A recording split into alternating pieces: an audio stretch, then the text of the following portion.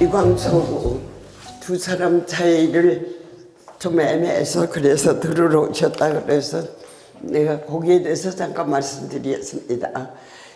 김동인의 형님하고 김동인의 형님이 김동원이라는 정치가가 있어요. 국회 부의장까지 한 분이에요. 근데 이 김동원 씨하고 춘원하고 비슷해 나이가. 근데 춘원은 고아 출신이고 김동인은 400평짜리 집에서 산 사람이에요. 근데 형님하고 10몇 살 차이가 나니까 형에 대한 반항도 되겠고 하여간 전 세대에 대한 반항이 이게 전부 춘원으로 가가지고 완전히 물구나무선 이광수 하는 짓은 다 하네 이 사람은. 그럼 여기 여러분들이 보면은 감옥에 들어가서 두 사람이 다 같은 조건이에요. 두 사람 다 독립운동 관계로 들어간 거예요. 자범으로 들어간 게 아니라. 김동인은 독립운동 같은 거 하는 사람이 아닌데 자기 동생이 뭐를 하는 데다가 글을 좀 고쳐준 게 걸려가지고 들어갔는데 그 당시에 너무 많은 사람이 들어가 있으니까 소탈이가 얼마가를 갇혀있던 그때의 경험을 쓴 거고, 하나는 수양동의 사건, 수양동의 사건이 정보고 많이 타협을 해가지고 일체 폴리티컬한 건 안 한다. 그리고 순수 교양단체다 이러면서 수양동회가 생겨났는데 서울 대표가 이광수고 평양 대표가 김동원이에요. 그러니까 김동인의 형님. 그래서 이분들이 이렇게 얽혀 있는데 뒤에 이 이야기로는 나중에 모르겠어요. 춘원의 친일에 대한 어떤 변명구실인지는 몰라도 이렇게 사이가 나쁜데 자기 형님이 도산이랑 다 갇혀 있으니까 지금 춘원이 하나가 친일을 한다고 하면 빠타를 한 거예요. 이 사람들을 다 무죄로 놔주겠다. 그런 조건으로 일본 정부가 이렇게 하는데 그 교섭을 누가 하느냐 하면은 또 김동인이가 가서 해요. 형님이 편지를 해가지고 네가 가서 그 홍지산당에 요동네 거기 가가지고 그냥 친일을 한다고 해놓고 김동인 얘기로는 죽어라. 너는 이제 그만 잘 살았으니까 그 사람들하고 다 해서 이 사람들이 무죄가 되면 넌 자살해라. 뭐 자기는 그런 뜻으로 말한 거라 그래요. 근데 춘원은 그걸 고지식하게 받아들인 거죠. 그래서 일본하고 약속을 한 거예요. 내가 앞으로 강연하러 다니겠다. 이런 약속을 하면서 이쪽이 다 나오거든요. 그때 감옥에 들어가는 거니까 시기적으로 보면은 감옥이 상당히 달라요. 훨씬 낫죠, 춘원의 감옥이. 그리고 또 하나는 이제 병감이거든요. 춘원은 갈비뼈가 없어요. 이거 다 드러내서, 다 잘라내서 없고 항상 중환자예요. 여기서 떠나가지고 그 해를 못 넘기고 돌아가셨거든요. 북으로 끌려가면서. 그렇게 끌려다닐 건강 상태가 아니에요. 항상 부인이 의사니까 살아남았지, 부인이 의사가 아니었으면은 못 살아남을, 젊어서부터 갈비뼈가 없이 산 사람이니까.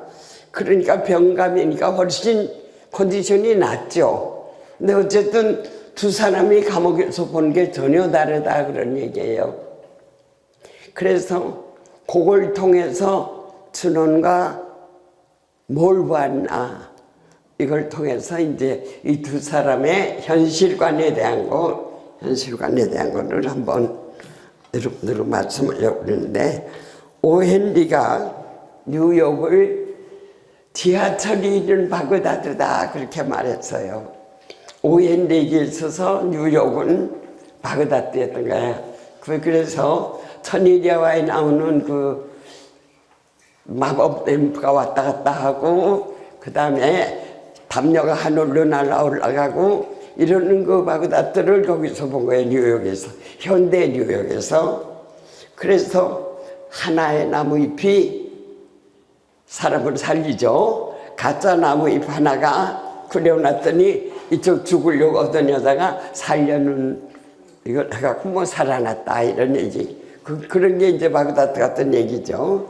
그렇게 보는 사람이 있는가 하면 같은 시대 뉴욕을 오로지 범죄와 무질서와 비참함과 이렇게 보는 사람들이 있어요. 그래서 현실을 보는 눈에 따라서 얼마나 달라지나 그걸 이제 이 감옥을 갖고 한번 얘기를 하려고 하는 게, 왜냐하면 아무리 병감이라고 해도 일단 점검을 당해야 되고 여러 가지 규제를 받죠.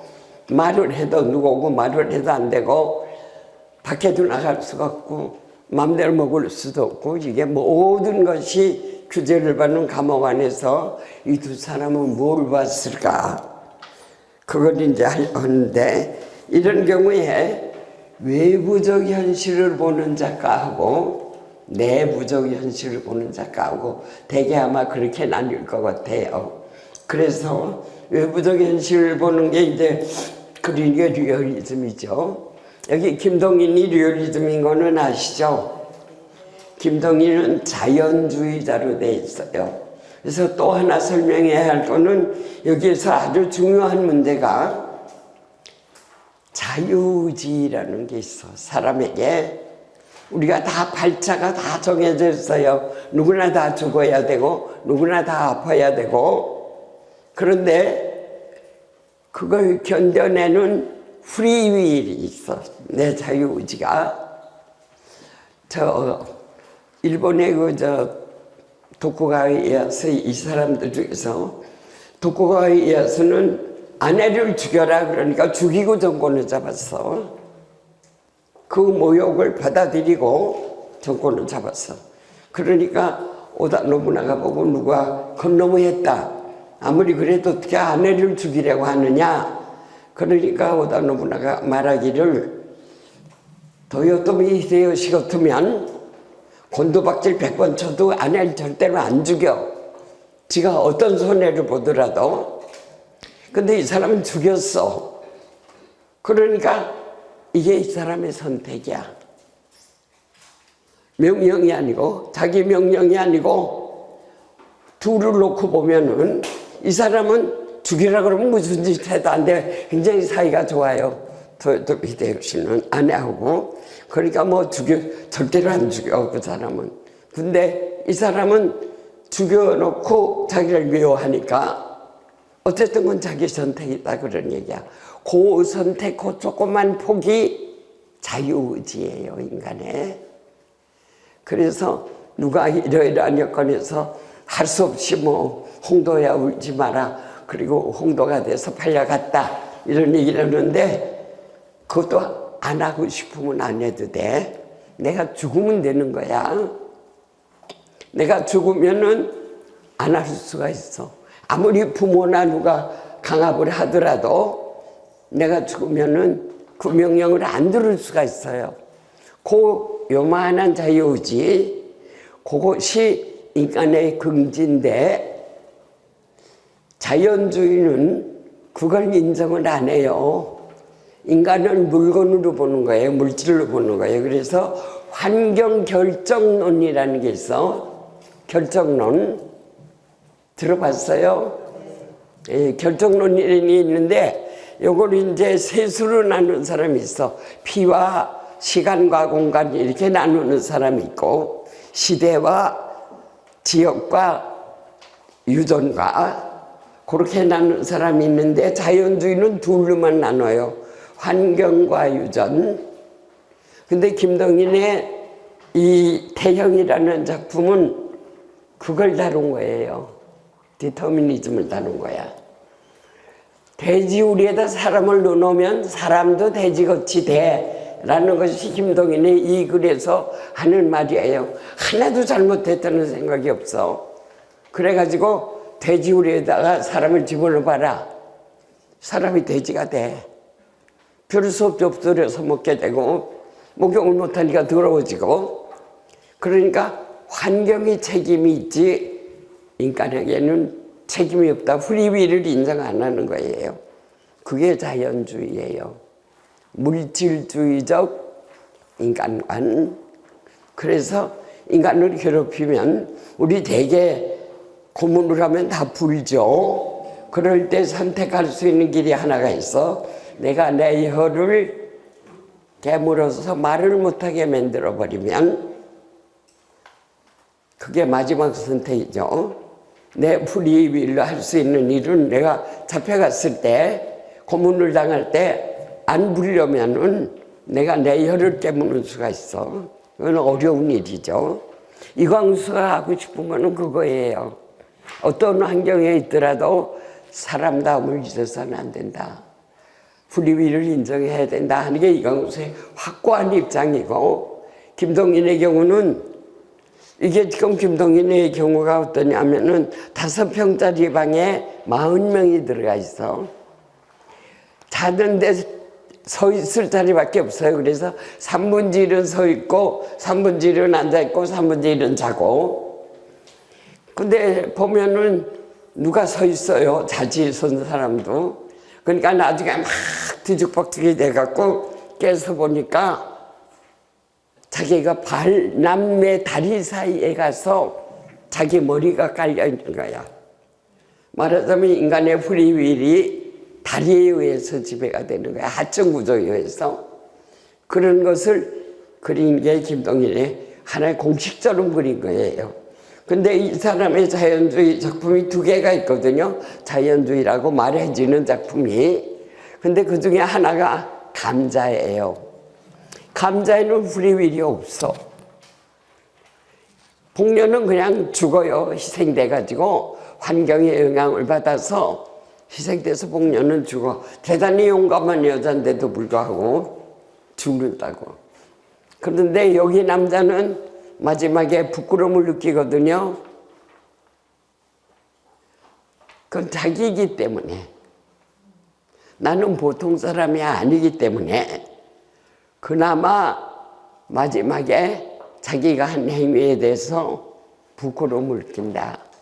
그래서 이 부끄러움을 느끼느냐 안 느끼느냐가 대단히 중요한 거고, 프리윌의 문제도 대단히 중요한 거고, 환경이 아이가 5이면 둘은 대학을 못 가요. 아버지가 공무원이면. 근데 그 둘에 해당되는 것도 아까 말한 것처럼 자기 선택이다 하는 얘기야. 어느 정도는. 왜냐하면 막 죽는다고 난리를 치면은 보내주더라고요. 막 밥 안 먹고 난리를 치면 부모가 빚을 줘서라도 보내더라고. 근데 양보하는 애는 지는 거죠. 희생되는 거. 그래서 우리가 살아가면서 자유의지가 어느 정도 작용을 하나. 우리 큰언니가 17살에 정신대 때문에 결혼을 했거든요. 그런데 19에 결혼한 것 같아. 근데 그때 내가 6살 아래니까 내가 막 난리를 했다고. 내가 조금만 내가 결혼하면 안 된다고. 언니 결혼하면 안 된다고. 차라리 죽으라고. 차라리 죽으라고 결혼하지 말라고 난리를 우리 언니 내하고 가서 어쨌든 잘 살다가 작년에 돌아가셨어요. 근데 이분이 일본에 가니까 누가 인터뷰를 하는데 그 문제를 어떻게 생각하느냐 그래. 용서 못하죠. 96세까지 영향을 주니까 그 용서 못하는데 돈으로 왔다 갔다 해서는 안 될 것 같아. 돈 이야기를 한 번 하는 거지 몇 번을 해요. 그렇지만 용서는 못해요. 내가 단호하게 그랬다고. 그런데 그때 내 기분이 언니가 결혼한 거 용서할 수가 없었다고요, 언니를. 근데 아마 나였으면은 어디가 숨고 안 갔을 것 같아. 그 나이에. 근데 우리 언니 말 잘 들으니까 갔거든요. 그것도 자기 선택이다.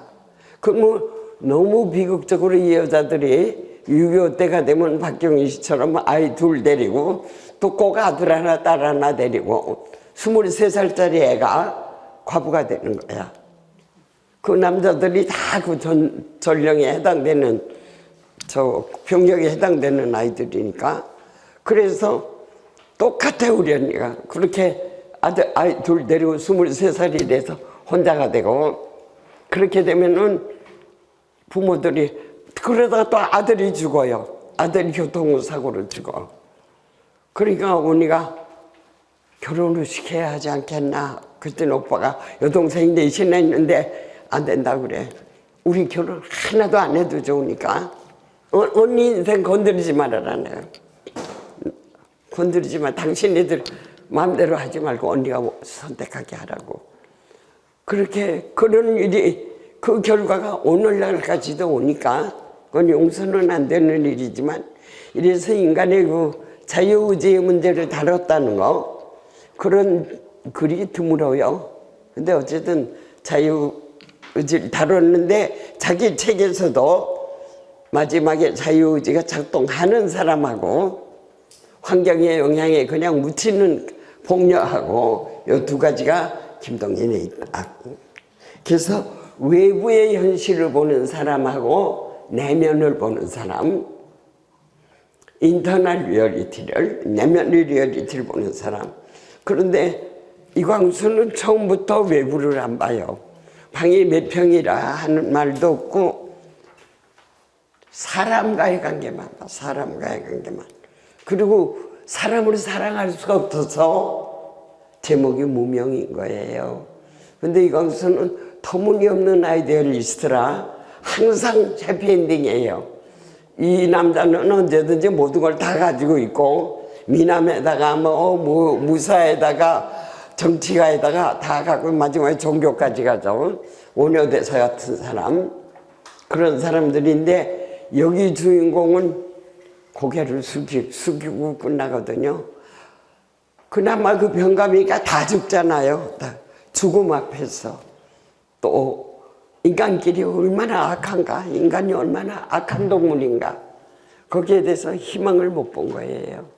그래서 그 두 가지가 이 두 작품에 가장 단적으로 나타나 있으니까 내가 이걸 가지고 한번 해보자, 그렇게 생각을 한 거예요. 그래서 김동인의 거는 여러분들이 읽어보시나 모르겠는데, 첫째로 하루를 8개로 나눠 8가지 항목으로. 그래가지고 기상 하는 데서 시작이 돼요, 아침에. 그것도 그 기상 구호가 한국말이 아니에요. 그러니까 일본말이에요. 식민지하의 감옥, 식민지하에 애국지사가 들어가 있는 감옥. 근데 전부 이 사람들이 짐승이 돼버리는 거죠, 나중에. 그 감옥을 그리는데 첫째가 구호에 의해서 인간의 수면이 좌우되는, 기본권이 침해당하는 그러한 그 감방의 조건을 우선 기쇼하는 걸 하는데, 일본말 모르는 사람이 있다고요, 할아버지들. 그럼 자기 번호를 몰라. 그럼 매 맞고, 애들한테, 간수한테 매 맞고, 이러한 그게 첫째 장이고, 그 다음에는 얼마나 더운가. 더위가 얼마나 더운가. 이제 3.1운동 때고 석 달 들어가 있었으니까 6월달이죠. 6월의 감옥에 5평에 40명이 들어가 있는 감옥이 얼마나 더운가. 거의 살인적인 더위죠. 그 다음에 이 사람들은 어떻게 자는가. 3번지를 세워놓고 3번지를 앉혀놓고 3번지를 눕고. 근데 잔다음에 누가 서 있느냐고. 그러니까 그냥 인간끼리 뭉그러져서 있는 그 잠자는 장면, 그 장면에서 가장 상징적인 거는 발은 전부 나와 있는데 얼굴이 하나도 없어. 다 짐승인 거예요. 하층 구조만 있는 그런 상태로 환경이 몰고 갔다, 그런 얘기야. 그 다음에 제일 좋은 게 아픈 거예요. 밖에 나갈 수가 있으니까. 그래서 병감으로 가려고 별짓을 다 하는데 거기서 자기 동생을 만나. 그러면 이 사람은 유아독존이니까 김동희는 어머니가 후처예요. 어머니가 후처의 처다들이니까 그 어머니가 잘못 기른 것 같아. 그래서 이 사람은 자기가 하나님인 줄 알아. 딴 사람은 다 사람이 아닌 거로 한다고. 친구가 없어요. 그리고 저 몽테뉴가 성에서 자랄 때 하인까지 다 라틴어 하는 사람을 뒀대, 그 집에서. 그렇게. 근데 김동인의 경우가 그 비슷한 경우예요. 400평짜리 집에서 욕을 할 줄은 모르는 거예요. 그러니까 나쁜 말을 배울 기회가 생길까봐 밖에 사람 못 들어오게 하고 자기 형제끼리 노는데 형님하고는 10몇 살 차이가 나고, 그리고 엄마는 후처라서 자기만 사랑하고, 이런 상태에서 얼마나 주요한하고 굉장히 친한 친구거든요.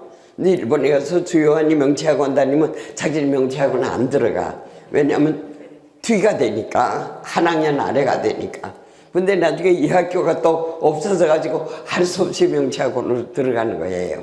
그러니까 그 다음에는 주요한이 안 하는 공부를 해야겠다. 근데 주요한 씨는 얼마나 머리가 좋냐면은 그 당시에 명치학원에서 이저 명치학원이라는 것도 수상한 거예요. 왜냐하면 그게 비일본적인 학교거든요.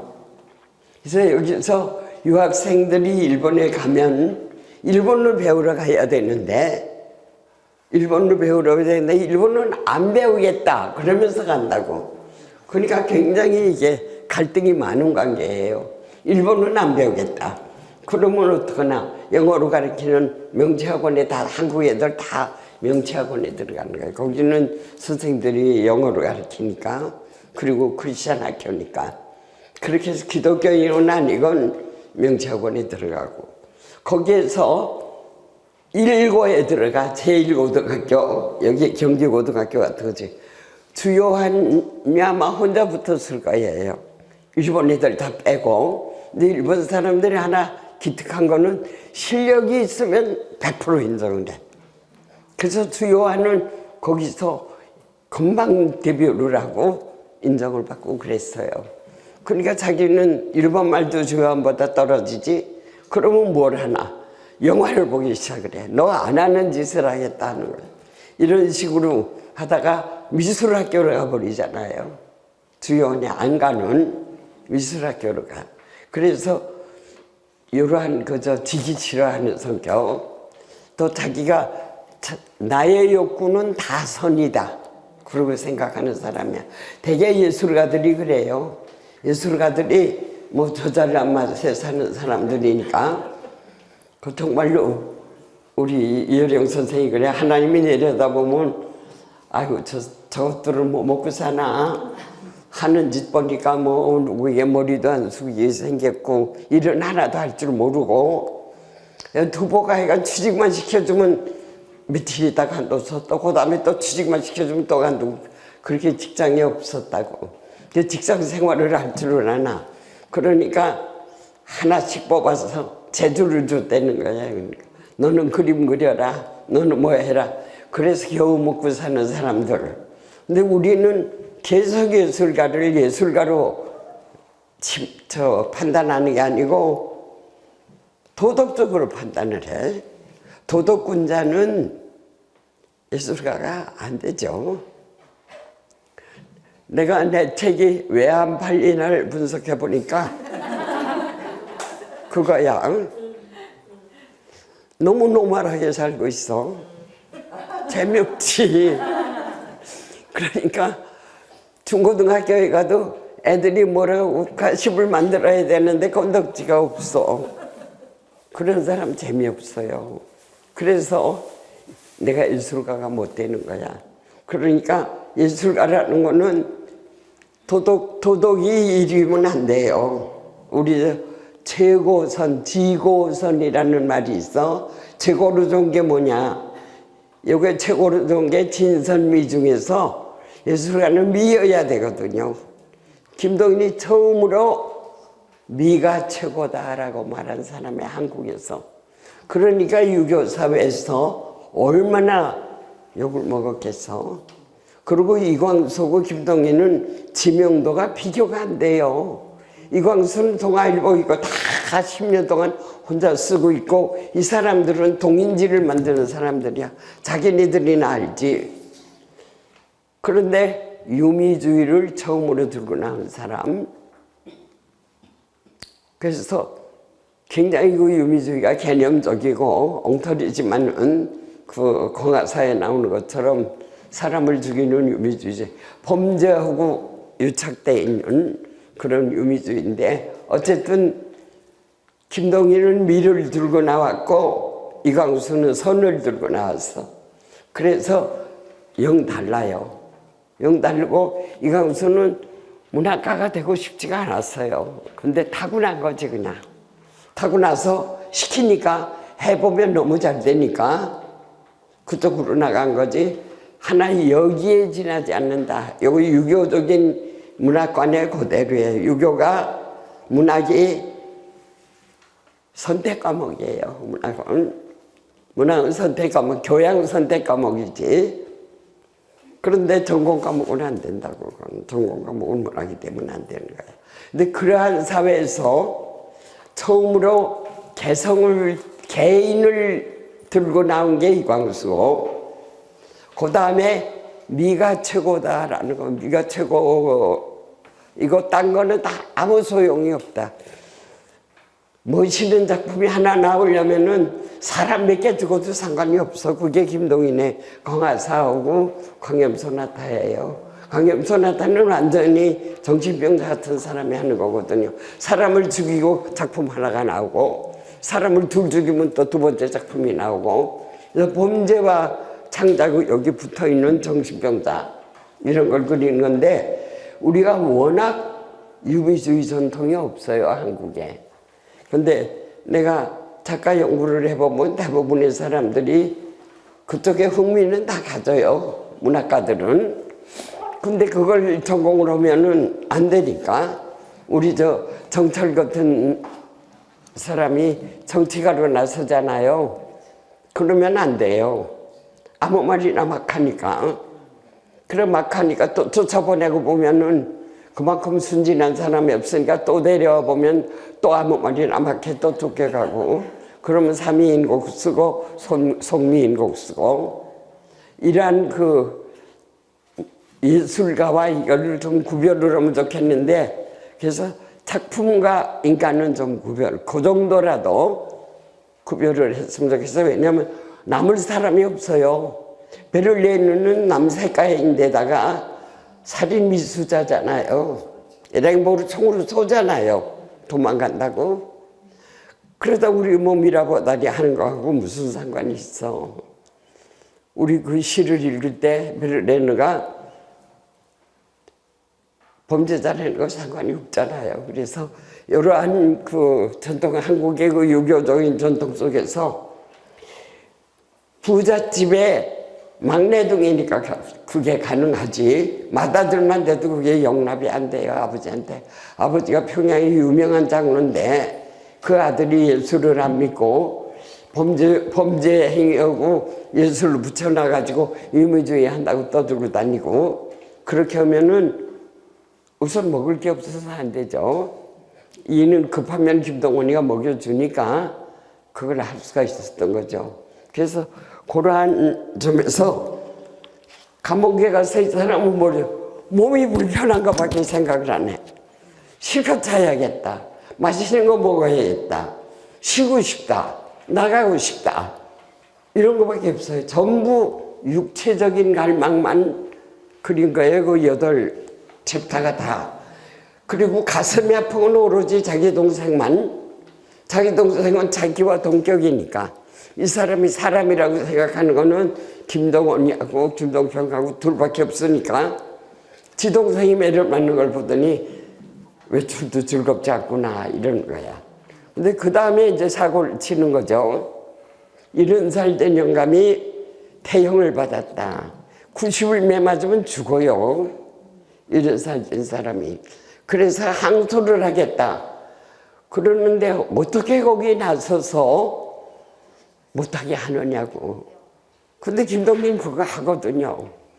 자기가 하는 건 다 선이라고 생각을 해.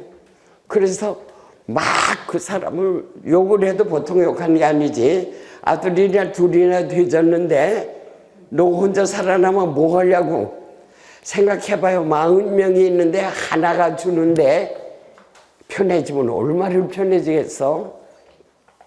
그래서 그 자유의지 생각을 하면 유태인과 홀로코스트에서 제일 감동적인 얘기가 뭐냐 하면 그 굶어 죽는 곳에서 누군가가 자기 빵을 옆에 사람에 뜯어줬다는 거야, 절반을. 그게 사람이다. 우리는 이제 그렇게 생각하죠. 그게 사람이다. 그 굶어 죽는, 다 굶어 죽고 정말 40명이 한 방에 들어있고 이런 그 극악한 환경 안에, 극한 상황 안에서 뭐를 하냐. 자기 빵을, 자기 생명인데 그게 자기 빵을 뜯어서 나눠준 사람. 이게 유일한 희망이라니까 그 안에서. 그래서 지금까지도 원한으로 생각하고 복수를 겨루는 사람보다는 그 빵을 뜯어준 사람이 훨씬 훌륭한 거죠. 그게 참 어려운 일인데. 근데 이 사람은 40명이 있는데 하나가 줄면은 공간이 얼마나 늘겠다고. 그 사람 죽이는 거야. 그러니까 한 사람을 죽이는 거야. 한 사람을 죽이는데 막 자기가 가서 나서가지고 서류 얻어다가 전부 사인을 시켜가지고 수소까지 다 해줘. 그리고 그 사람을 내보낸 거예요. 그리고 내보냈는데 그 다음날 그 사람이 죽으면서 지르는 그 비명소리. 그 사람이 그렇게까지 안 했으면 평생 후회를 안 했을 텐데 그때 처음으로 고개가 숙여진다. 그러면 이 40명이 다 동의한 거로 돼 있거든요. 그 영감을 태형을 하는 걸 전원이 동의를 했다. 그렇게 돼 있어. 김동일 소설에 보면 아닐 거예요. 누군가 안 하고 싶은 사람이 있었을 거야. 근데 김동일이나 이광수나 뭐가 문제냐면 너무 극단화시키는 거예요. 그래서 40명이 전원 만장일치로 해가지고 영감 하나를 죽이면서 5개밖에 못 쉬어. 90을 맞아야 되는데 5을 쉬니까 비명이 끝나. 죽은 거예요. 그런데 그 소리를 들으니까 비로소 고개가 숙여졌다. 그게 이제 태형이에요. 그래서 태형에서는 잘못한 사람은 하나도 없어. 제일 잘한 건 김동인이야. 왜냐하면 장소를 넓히려고 적극적으로 애를 썼으니까. 대중을 위해서, 자기만을 위한 것도 아니고. 이렇게 잘못했다는 생각을 할 줄 모르는 사람들이 이상한 예술을 하는 거예요. 예술가들이만 잘못했다고 생각하면 아방가르드가 될 수가 없죠. 새로운 걸 뭐라 하려면, 변기를 들고 나와 전시장에다 놓으려면 미치지 않고는 안 되지. 그러니까 그러한 상황. 그래서 예술가들은 굉장히 자기애가 심해요. 자기 한 건 다 잘한 줄 알아. 그래서 예술가와 같이 살면 어려운 일 중에 하나가 그거다. 어떤 작가가 늦게 결혼을 했어. 늦게 결혼했는데 부부가 같이 와가지고 막 싸우는데 산보를 같이 가진다고 싸우는 거야. 여자가 신혼인데 산보 같이 가자고 따라 나서니까 남자가 내가 왜 너하고 산보를 가야 되냐. 나는 혼자 가겠다. 그래서 내가 당신 왜 결혼을 했어? 결혼을 한다는 거는 참아주는 거. 내 욕심뿐 아니고 이 사람의 생각도 해야지. 이 사람 남편이 둘인 것도 아니고 남편과 산보를 해야지. 그러면 그 안에 들어가려면 기본항은 지켜야지. 그런 말이 어디가 있냐. 그러니까 하나도 잘못했다는 생각이 없더라고. 왜냐하면 자기는 그 시간에 작품을 구상을 한대. 얼마나 고상한 일을 해. 내가 작품을 구상하는 시간을 왜 네가 방해를 하냐. 이렇게 생각하고 여자의 입장에 남이 대 생각해 줄 수가 없는 거야. 그러면 내가 흐트러져서 작품이 못 나와요.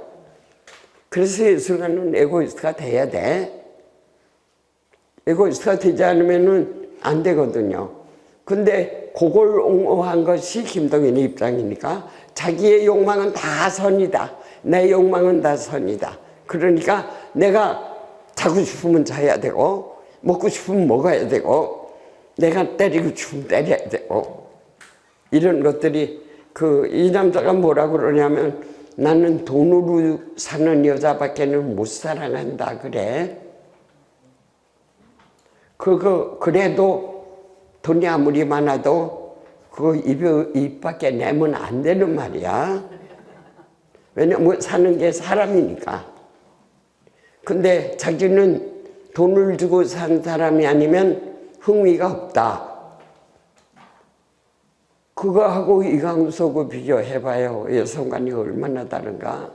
이광수는 여자는 다 신이거든. 굉장히 페미니스트예요, 이광수는. 그런데 자기 아내가 아이를 두고 데리고 도망가니까 가서 애만 싹 찾아가지고 다시는 안 봤다고 자랑을 해. 자기가 그 아내에게 얼마나 잘못했나. 기생들하고 얼마나 놀고 다니고 이거 하나도 반성을 안 해. 그래서 반성을 할 줄 모르는 사람, 그러면서 그런 자신을 자랑하는 사람, 그거는 아마 김동인밖에 없지 싶어요. 그래서 그렇게 남이 안 하는 거 뭔가 랜드마크를 세울 수 있었지 않나.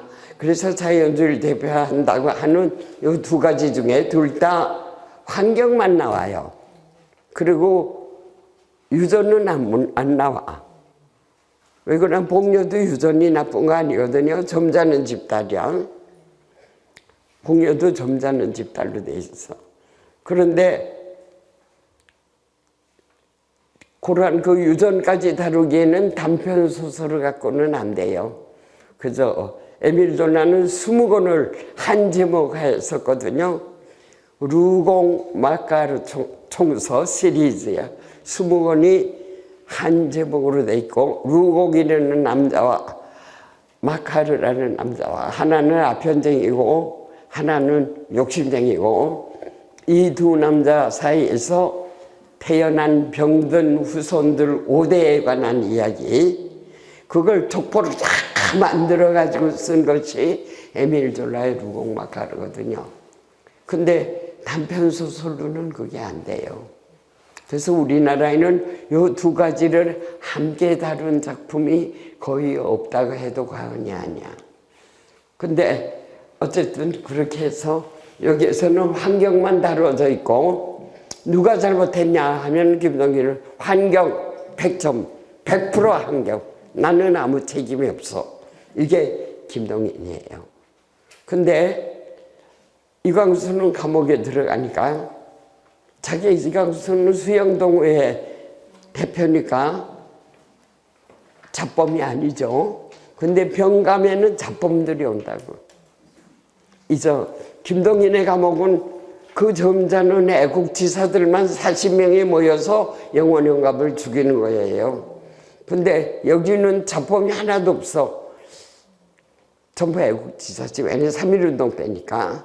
근데 수양동에 이때 병원에는 병은 잡범도 같이 걸리니까, 그래서 병실에 4명의 남자가 있는데 이 4명 중에서 5명 중에서 이광수만 빼면은 다 정말 사기꾼들이야. 그래서 처음 딱 들어가니까 불질 방화범이 있고, 그 다음에 나타난 거는 윤이라는 사람인데, 오는 도장 사기범, 남의 땅을 가짜 도장 만들어갖고 하다가 잡힌 사람. 근데 이 사람들은 아무도 자기 잘못했다는 사람이 없어. 다 잘못한 건 하나도 없는데 저놈들이 잘못해서 나를 집어넣었다. 이렇게 반성할 줄을 모르는 사람들. 그래갖고 밥 먹고 하는 일이라면 남을 괴롭히는 것밖에 없어. 근데 이광수의 무명이 이광수 작품 중에서 제일 낫다고 그랬죠. 그 이유 중에 그 중에 하나가 거기에는 굉장히 비속어가 많이 나와요. 근데 노벨에는 비속어도 나와야 돼. 왜냐면 보통 사람들이 이기니까. 그래서 비속어가 상당히 많이 나와. 맨똥, 구역질 이런 얘기예요. 그래서 꼭 변소연은 똥질을 한다 이렇게 말하고 춘원이 안 하던 거거든요. 그래서 내가 처음으로 소설다운 소설을 썼다. 그런데 희망이 없어. 항상 해피엔딩인데 이 사람이 해피엔딩이어서 노벨이 못 돼요. 현실에는 해피엔딩이 많지가 않거든. 근데 이광수는 언제든지 해피엔딩이라고. 그러니까 언제나 정신의 승리 이런 거니까 사랑 같은 거 석순옥이야 결국은 이기잖아요. 그런 식으로 해나갔는데 그런 그 이광수가 끝내 아무리 봐도 희망이 없구나. 우선 인간들이 이렇게 약한데 어떻게 희망이 있겠나. 또 하나는 감옥은 마땅히 벌 받을 사람들이 오는 곳 이렇게 생각을 해. 이광수는 아니죠. 억울하게 가는 사람도 많죠. 더구나 3.1운동 때 감옥 같은 거는 군 애국지사들이 가는 데니까.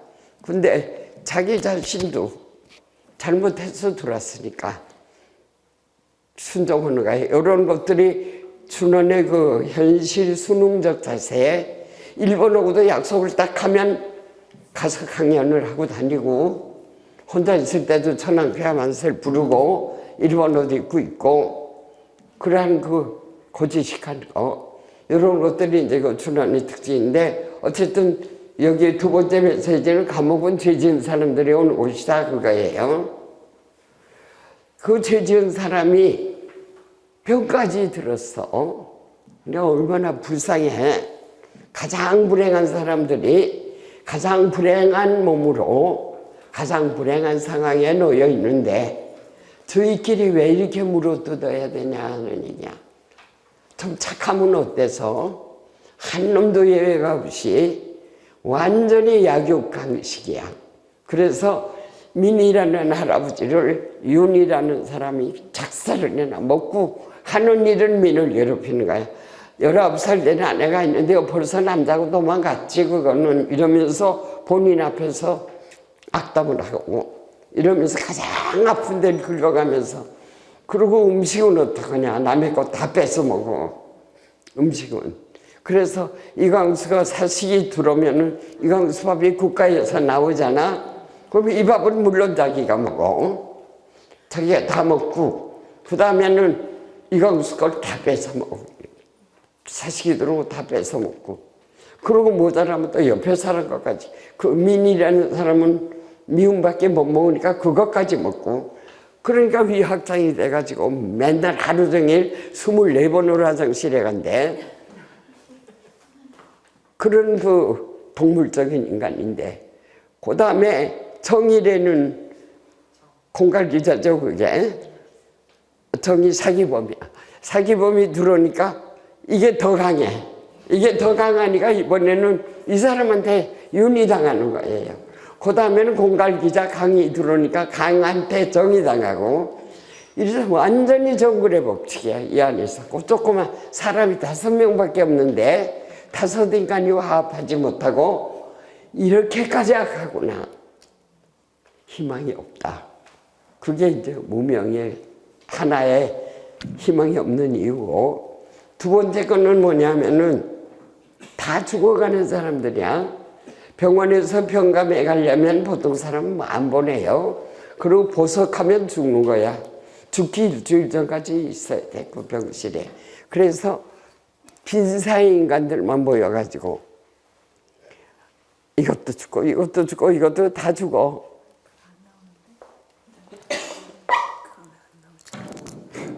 다 죽는데 희망이 없는 거예요. 인간 전체에 대해서. 그렇게 괴롭고 죽을 거 뭐 있느냐 얘기야. 간단하게 죽지.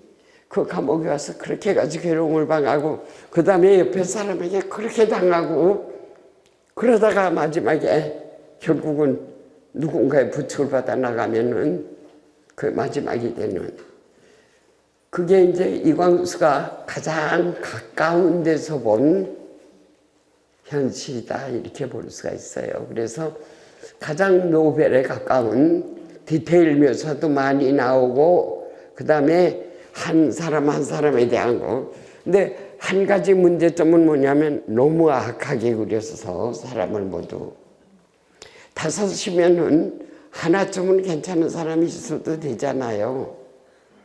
그리고 자기는 간여를 안 해. 그들과 간여를 안 해. 그래서 거짓말 증언을 세워도 안 밝혀. 안 밝히고 입을 다물고 있는 소극적인 대응밖에 못하고 그래서 자기는 항상 보통 사람보다 이만큼 높았는데 자기에 대해서도 안 이쁜 거예요.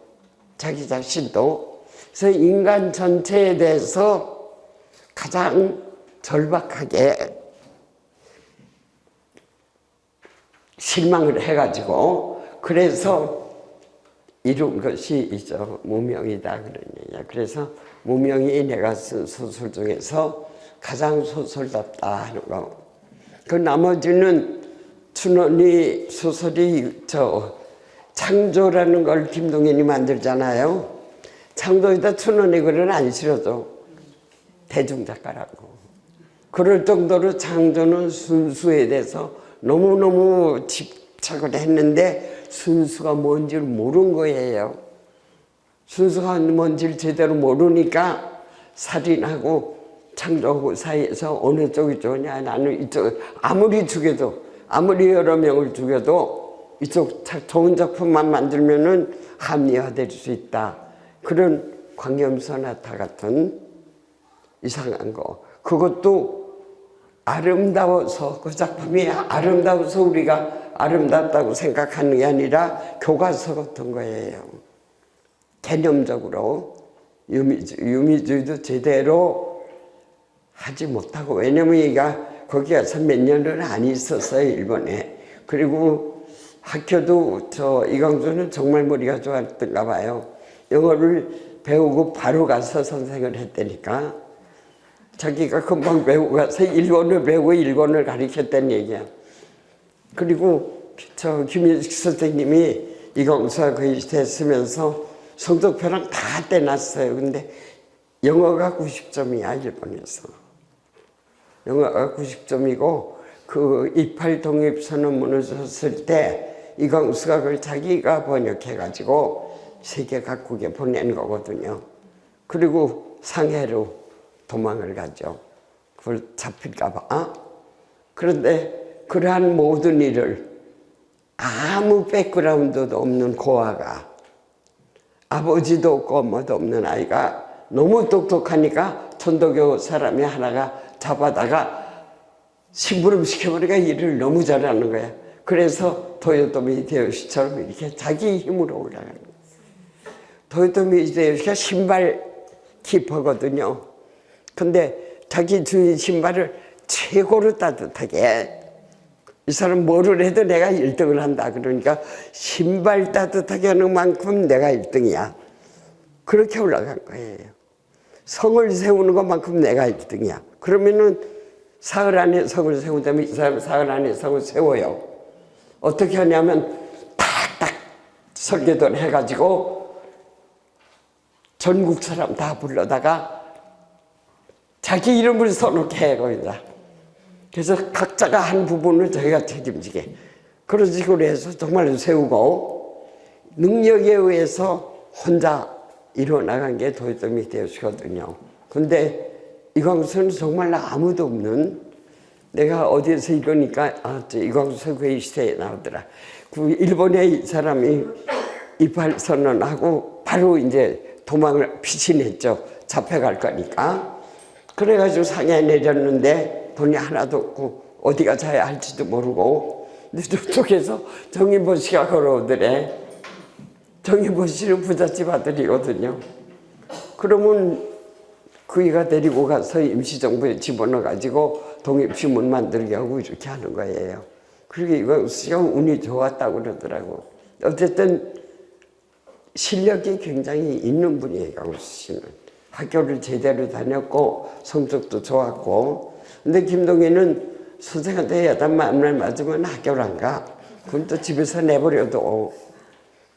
그러니까 제대로 유미주의면 유미주의를 하나만, 근데 자연주의와 유미주의는 같이 있을 수가 없는 거예요. 붙을 수가 없는 거야, 이게 두 개가. 근데 이거 두 개를 다 했거든. 그래서 감자하고 태영은 자연주의 계열로 치고, 광해무소나타하고 강화사는 유미주의 대표는 유일한 작품이야, 이게. 근데 유미주의도 아닌데. 근데 그렇게 뭐든지 톱을 하는 거야. 제일 앞에 서서. 그러면 춘원이 안 한 걸 해야 되니까. 그래서 아마도 유미주의를 한 게 아닌가 그런 생각이 들어요. 근데 너무 이상해서 내가 이게 내가 데뷔작이거든요. 지금 얘기하는 게 내가 등단할 때 작품이라고. 그래서 그때부터 나는 이걸 너무 이상하다 하면서 해나왔는데 어떻게 자연주의와 유미주의가 같이 붙었나. 그러니까 아티피셜한 거, 자연스럽지 않은 거, 내추럴하지 않은 거, 저절로 생성되는 거하고 사람이 만든 거하고. 근데 이 사람은 사람이 만든 거 편이야. 그러니까 자연과학을 하는 자연주의, 유미주의가 그게 미가 사람이 만든 거잖아요. 그래서 아트라는 게 본래 인공성이죠. 예술이라는 게. 그 아트라는 게 사람이 손을 대야 생겨나는 거예요. 사람이 손을 대야 생겨나고 주로 내용이 아니라 기술이죠. 만드는 기술, 이거를 주로 하는 게 예술이거든.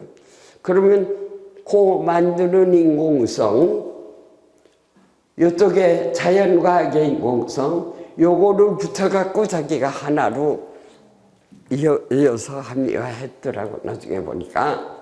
그렇게 해서 우리나라에서 처음으로 유미주의하고 이걸 같이 하는 사람이 있는데, 그거는 안 되는 거예요. 우리 1930년대만 봐도 카프 문학이 있잖아요.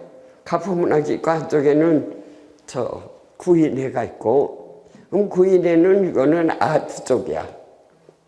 그리고 카프는 내용 쪽이고, 내용주의. 그래서 이름을 뭐라고 붙이냐면 편내용주의라고 그래. 카프 문학을. 그래서 형식은 아무렇게 써도 좋다. 이념만 나타나 있으면 된다. 이게 이제 공산주의 계통의 문학의 하나의 모토고, 반대로 내용은 아무 거여도 좋다. 폼이야말로 예술이다라고 말하는 게 이쪽이거든요. 근데 내가 전혀 이해를 할 수 없는 거는 구인의 사람들이 전부 이북으로 갔단 말이에요. 그러니 죽임을 당하죠. 죽으러 간 거죠. 뭔지 모르고 간 거야. 거기 가서 우리 이태준 지금 거기 집도 있고 그렇지만 그 양반이 골동趣미가 있고 굉장히 심미적인 분들이거든요. 근데 거기 가서 여기서 자유를 맛본 사람이 여기 가서 아름다움이 뭔지 구애를 안 받고 발표하던 사람이 거기 가서 쓰라는 대로 쓰는 거 못하죠. 그러니까 가면 다 죽어요. 다 죽는데 그 안에서 살아남는 사람들을 대개 중부지방 사람들이 살아남더라고. 그거는 중부지방은 워낙 정권이 여러 번 바뀌는 데잖아요. 삼국시대에 백제였다 신라였다 정신이 하나도 없지. 여기는 하나의 무슨 뭐라 그럴까, 하나의 표본 같은 게 있어. 정체가 넣지 말 것, 나서지 말 것, 기술을 배울 것, 모진 소리 하고 다니지 말 것. 요 네 가지만 안 하면은 어떤 난세가 와도 죽지는 않는다. 그런 그 난리에 대한 대비책이 있어. 그래서 제일 친일을 안 한 염상섭 씨가 사실은 일본 문학을 제일 좋아했거든요. 여기 아까 말한 것처럼 전부 일본 문학을 안 하려고 일본에 가는 거야. 가서 톨스토이 공부하고 나는 일본 문학은 안 해. 그러고 자랑하면서 딴 것만 하고 온다고. 근데 염상섭은 와세다 문학이라는 잡지를 교과서처럼 읽고 공부를 했어. 그러니까 3대를 쓴 거예요. 그러니까 근대 소설을 제대로 된 걸 쓸 수 있었던 거야. 근데 염상섭, 최남선, 진학문요, 서울지방 이분들은 어떻게 하냐면 39년이 되면 손을 놨대. 일본과의 관계를. 그래가지고 만주로 가버려. 그래서 만주로 가서 만선일보에 글을 안 쓴다는 조건으로 편집장을 했다고. 그러니까 월급 도박도박 받아 편안히 살고 친일 하나도 안 하고 친일문을 하나도 쓸 필요가 없어. 여기 있는 사람들은 일본말 글이 청탁이 오면 안 쓸 수가 없어요. 식구들이 굶어 죽고 있는데. 근데 이 사람은 가장 안정한 곳에 가서 좋은 데가 있다가 해방되고 나왔거든. 그러니까 친일 경력이 하나도 없어. 그래서 그런 것도 재미있는 게 서북지방 사람들이 주로 김동인, 이광수 이건 항상 위로 떠들어서 언제나 다 계시대. 제일 먼저 다 계시대. 그럼 김동인 같은 경우는 이광수 기어다니는 환자였지만 김동인은 일본 사람들이가 빌붙어가지고 미문단을 갔는데 보고서를 못 써. 장난이 와버려요. 그 나이에. 저 아편 중독이 돼가지고. 그래서 보고서 못 썼으니 무효잖아. 또 잡아갈까봐 해방이 되는 날 총독부회가 앉아가지고 나 좀 중국에 보내주세요. 그러고 빌고 있었다고. 왜냐면 자기는 잡혀가면 죽으니까. 몸이 너무 나쁘니까. 그런 상태였어. 그래서 그런 상태에서 이광수는 유명하니까 유명한 거로 당하고 김동인 같은 사람은 몸이 나쁘니까 나중에 야담 잡지를 해요. 이가 그 이상주의자가 아마 자기밖에 잘나지 않았다고 하던 사람이 야담을 막 쓰다가 역사소설을 쓴다고. 그러고 참 비참하게 죽죠. 여기서 이제 아이는 7명인가 낳았는데 일사후퇴가 되잖아요. 중공군이 내려오는데 딸들이 잔뜩 있는데 엄마가 애들 데리고 여기 있을 수가 없는 거야. 혼자 두고 떠나버렸어. 환자를 혼자 두고 떠나버렸어. 그래서 혼자 죽었어요. 그리고 춘원도 걸어가다가 그냥 북으로 끌려가다가 너무너무 아프니까 홍명희한테 연락을 했다는 거야. 홍명희가 그때 부수상이었으니까. 근데 올라간 사람 중에 세상과 상관없이 올라간 사람들이 많이 있어요. 그래서 그 홍명희 같은 이가 그는 좀 그런 쪽이긴 하지만 어쨌든 그때 부수상을 하고 있었으니까 그나마 어디에 묻혔는지 하는 것도 홍명희 덕택에 입원시켜줘가지고 어느 날 죽은 걸 알고 어디에 묻힌 것도 알고 그리고 작가니까 대접해서 묻어주고 이러한 그 사이에서 요 두 사람이 우리나라 근대 소설의 2개의 기둥이 되는 거예요. 어쨌든 김동인은 유미주의의 기둥이 됐고 이광수는 로맨티시즘이 됐고 여기 이 사람은 또 리얼리즘을 했고 이 사람은 엔딩이 언제나 해피엔딩이 되거든요. 이광수는 항상 해피엔딩이야. 그게 로맨스의 특징이야. 잘 살았대더라. 그게 끝이야. 둘이 결혼해서 잘 살았대더라. 그러면 끝이야. 사랑의 끝은 그렇잖아요. 사랑의 끝은 둘이 결혼해서 아들, 딸 낳고 잘 살았대더라. 춘향이처럼 정경부인까지 돼가지고 원하던 대로 잘 살았대더라. 이렇게 끝나는 거. 그거는 로맨스는 우리의 꿈을 그리는 문학이기 때문에 그래요. 위시풀 띵킹을 그리니까 내가 그랬으면 내가 저 드라마를 보면서 저녁에 생각하는 거는 최저층의 사람들 그리면서 웬 반찬은 그렇게 많이 나와? 그릇도 이만하고 요즘 5개씩 놓고 앉아 먹는 사람이 어디 있냐고. 그래서 왜 그러냐고 그러니까 시청자들이 그거 원한대요. 자기하고 공통성이 있는 인간이 좋은 집에서 잘 먹는 걸 원한대.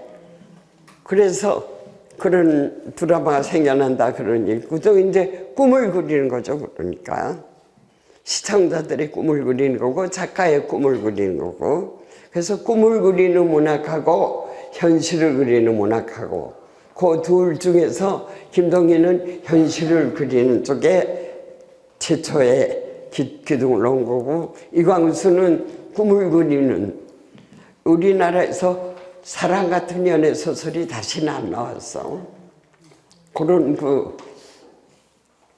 플라토닉한 사랑, 이런 거를 그리는 그 문학을 아주 확립을 딱 해놓으니까 이쪽에 요 둘 사이에서 염상섭이 나와서 노벨을 쓰는 거예요. 제대로 3대를 쓰고 만세전을 쓰고 그렇게 하는 거예요. 그래서 그 두 개의 기둥이 우리나라 현대문화 형성에 어쨌든 결함들은 많을 수밖에 없어요. 혼자니까.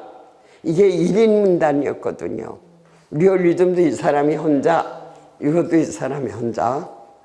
혼자 하니까 또 제대로 문학 공부한 사람들이 하나도 없어. 철학과 뭐 미술과 이런 데를 다니면서. 그러니까 제대로 안 한 사람들이 자기 감각으로 하면서 놓은 기초들 위에 우리나라가 현대문학이 일어났고, 그걸 염상섭처럼 일본 문학을 제대로 공부한 사람이 근대 소설에 대한 걸 제대로 알아가지고 쓰는 거지. 그러면서 그 다음에 여러 가지가 이렇게 나오는 그런 하나의 히스토리가 생겨났다. 미안해요. 잡담만 해서.